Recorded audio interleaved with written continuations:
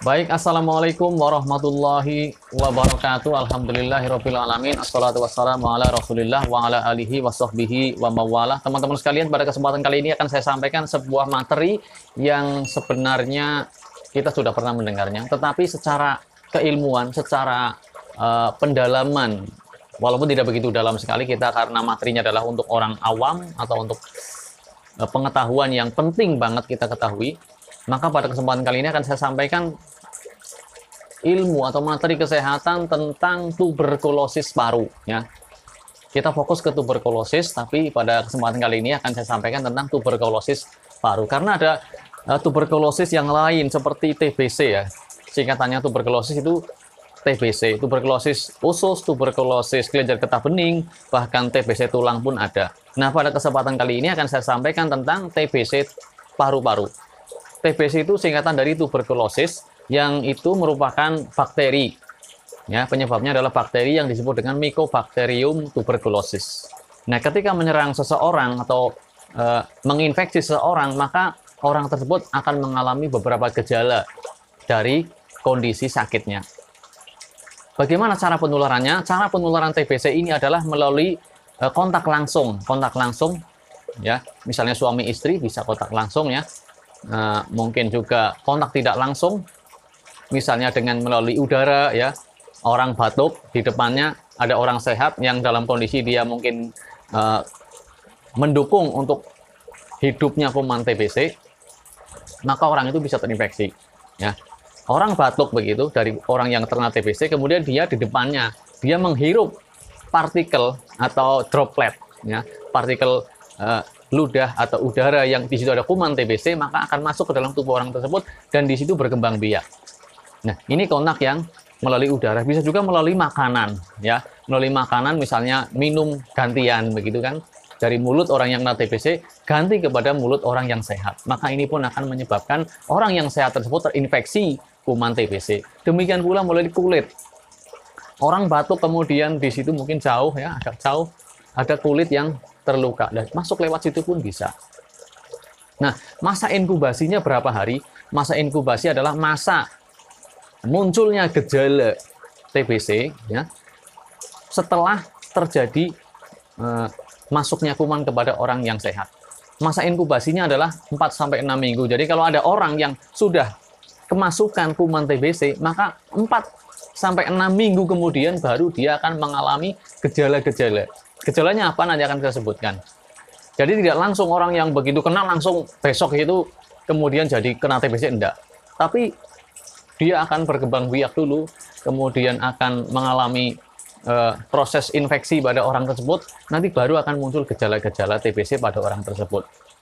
Nah, teman-teman sekalian, apa saja gejala TBC? Nah, orang yang mengalami TBC, khususnya TBC paru-paru.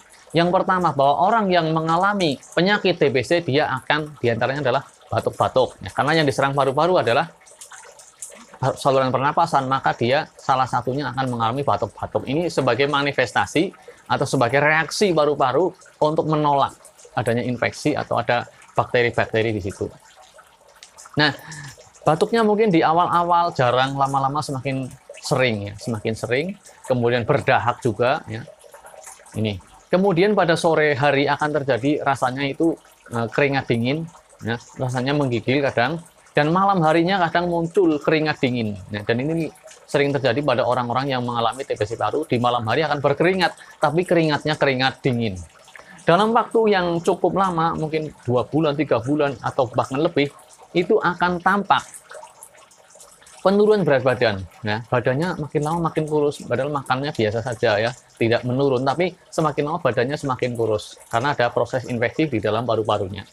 Nah, selanjutnya orang yang mengalami TBC akan tampak juga gejala yang lain, yaitu dia mengalami nausea atau anoreksia ya.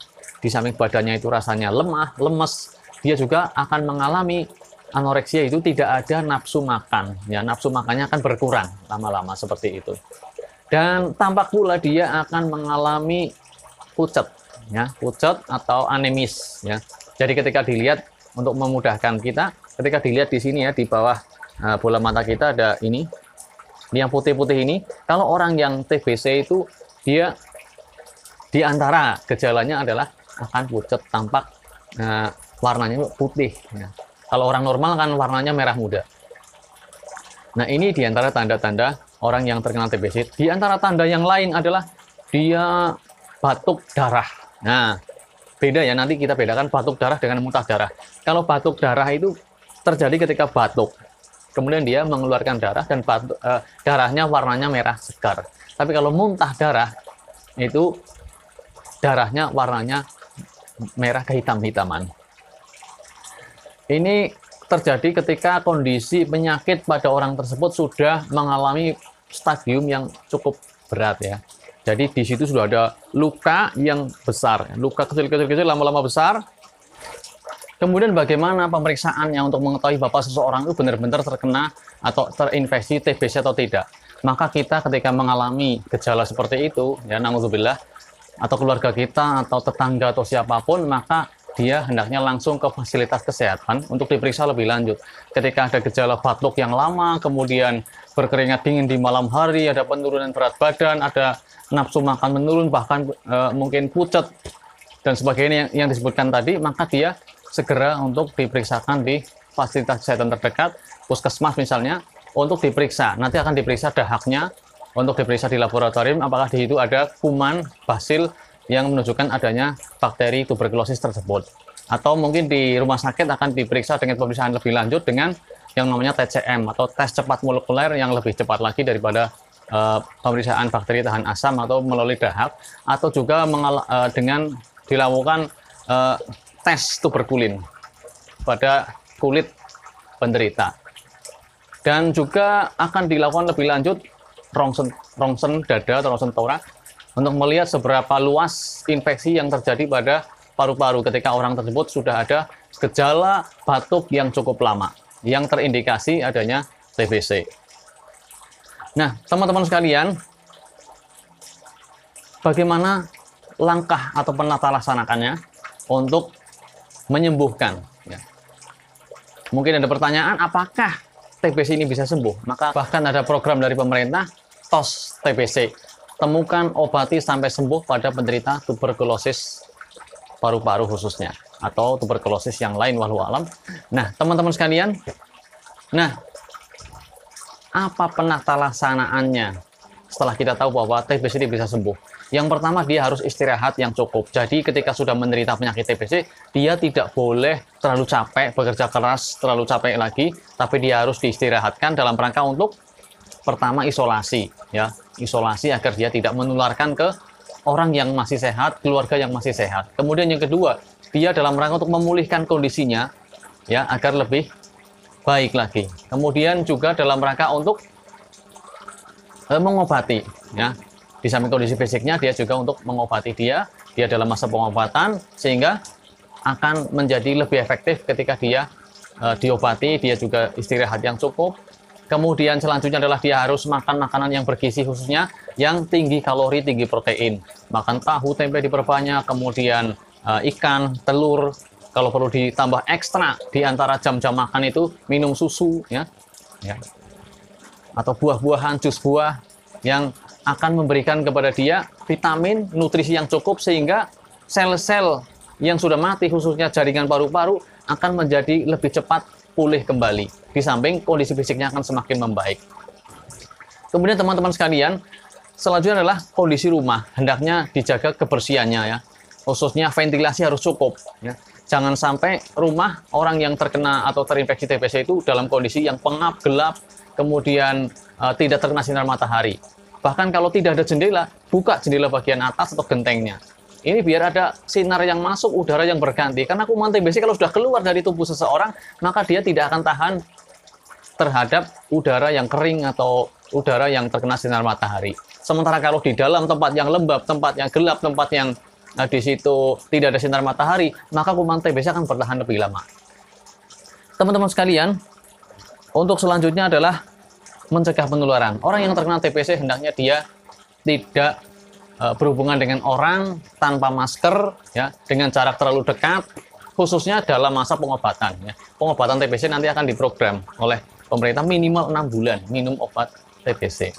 Ini tentu saja sesuai dengan berat badan dan umurnya pada kondisi TBC tersebut ya.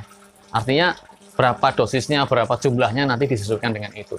Tapi pengobatannya adalah rata-rata 6 bulan bagi orang yang menderita TBC untuk memastikan bahwa orang ini benar-benar sudah bebas dari kuman tuberkulosis yang menyerang dia.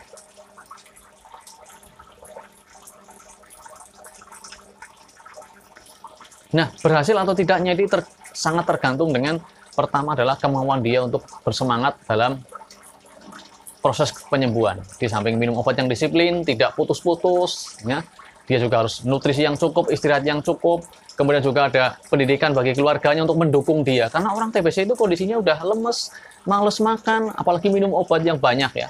Maka keluarga harus mendukung agar dia semangat. Semangat untuk sembuh, semangat untuk minum obat, semangat untuk istirahat, artinya dia dibantu dalam segala sesuatu, tidak terlalu capek. Nah, termasuk juga masyarakat sekitarnya perlu memperhatikan orang yang menderita TBC tersebut. Demikian teman-teman sekalian, apa yang bisa saya sampaikan terkait dengan penyakit TBC atau tuberkulosis. Mudah-mudahan kita bisa mengambil pelajaran dari apa yang kita pelajari pada materi kesehatan kesempatan kali ini. Cendrawasih Burung Irian, terima kasih, cukup sekian. Ya. Sebelumnya, ketika kondisi parah, tentu saja jangan khawatir. Anda mungkin perlu opnam atau mondok di rumah sakit, tidak masalah. Apalagi ketika sudah muntah darah, apalagi sudah sesek, biasanya akan di opnam di rumah sakit, di ruang isolasi. Anda jangan terlalu minder, wah saya kok disendirikan, tidak masalah. Insya Allah sembuh, insya Allah ini dalam rangka untuk kebaikan Anda yang menderita TBC. Keluarga perlu mendukung, keluarga perlu memberikan fasilitas yang sebaik mungkin sesuai dengan kemampuannya. Dan semua penyakit insya Allah dengan izin Allah ada obatnya. Selama obatnya sudah ada, kita tinggal ikhtiar semaksimal mungkin, kita berdoa kepada Allah, insya Allah Allah akan memberikan kesembuhan kepada teman-teman sekalian yang sedang menderita sakit, khususnya sakit TBC. Ya, terima kasih. Assalamualaikum warahmatullahi wabarakatuh.